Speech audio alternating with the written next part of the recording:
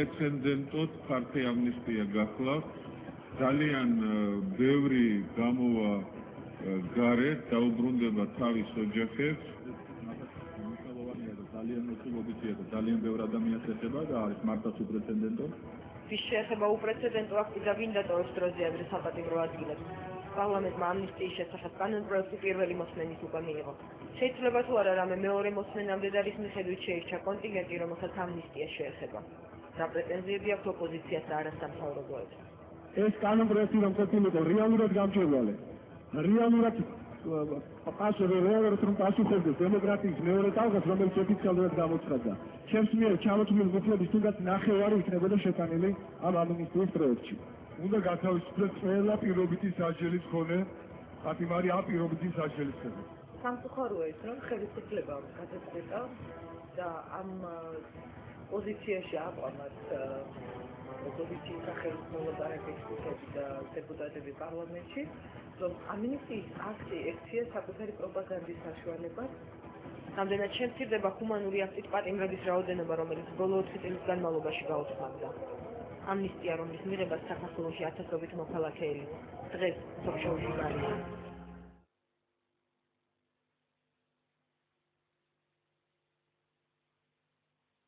მოგესალმებით პირდაპირ ეთერში ბარიერი, რომლის მთავარი თემა დღეს ამნისტია.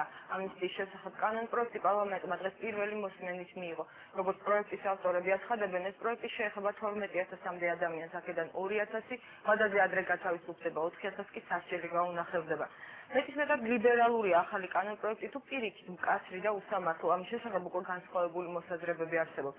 ხელისუფლების წარმომადგენლები დღეს აცხადებენ, რომ მთავარი არა მხოლოდ პატიმართა გათავისუფლება, არამედ ქვეყანაში არსებული კრიმინოგენური ვითარება და ეს ვითარება პატიმართა მასობრივი განთავისუფლებით არ უნდა დაიძაბოს. სწორედ ეს არის ერთ-ერთი მთავარი არგუმენტი, რის გამოც უარს ამბობს ხელისუფლება ჩაამატოს კანონპროექტი ის მუხლები, რომლებსაც ოპოზიცია ითხოვს. პროექტის მიმართ შენიშვნები აქვს როგორც საპარლამენტო, ისე არასაპარლამენტო ოპოზიციას, არასამთავრობო ორგანიზაციასთან ნაწილმა კი საკუთარ განცხადებაში პროექტს უკვე უწოდა ფარსი.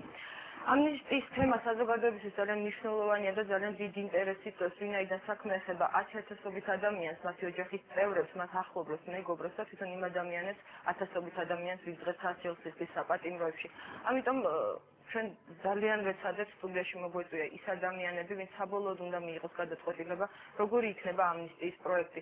ჩვენ ვეცადებთ მოგვეწვია უმრავლესობის ის წარმომადგენლები, ვინც მუშაობდნენ ამ პროექტის შექმნაში და განხილვაში, თუმცა სამწუხაროდ უარი მივიღეთ.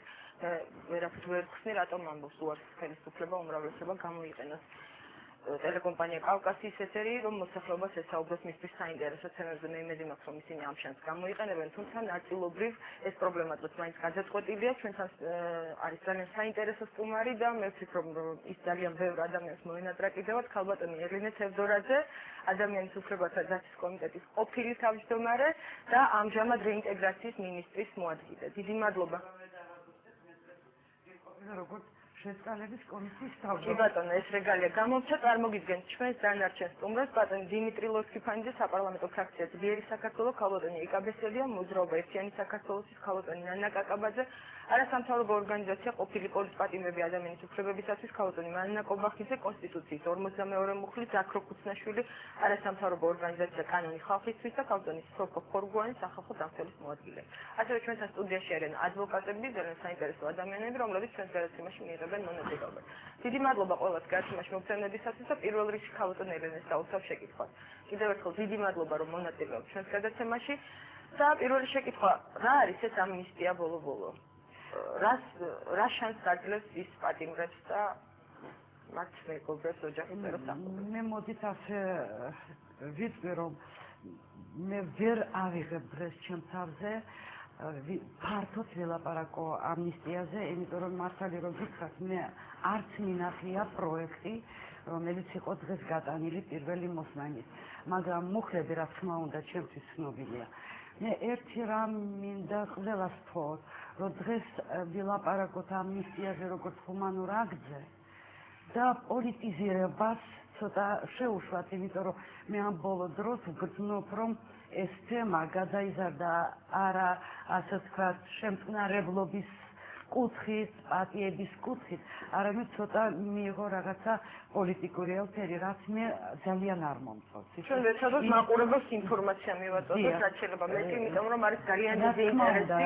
მინდა გითხრათ, რომ არ წყდება ჩემთან ტელეფონები და რა თქმა უნდა, ამნისტიაზეც მეკითხებიან, შეწყალებაზეც მეკითხებიან, მე ჩემი შესაძლებლობის ფარგლებში და რაც შემიძლია მე ყოველთვის ყველაზე არ პასუხობ, არ არსებობს ადამიანი, რომ დამირეკოს და მე არ უპასუხო, მაგრამ მე ცოტა მიჭირს, ალბათ აი აქ გზდება დეპუტატი, რომელიც მე სიტყვის ამაზე, მაგრამ მინდა გითხრათ, რომ ამნისტიაც არის თავში, რა თქმა უნდა, ისახავს სახელმწიფოს ჰუმანური მიდგომა იმ ადამიანების მიმართ, რომლებიც თავის დროზე ჩაიდინეს დანაშაული, რაღაცა პერიოდის განმავლობაში მოიხადეს თავისი სასჯელი და მათ მიმართ სახელმწიფო იჩენს ასე ვთქვათ, აი ესეთი შეწყალების ნაბიჯს.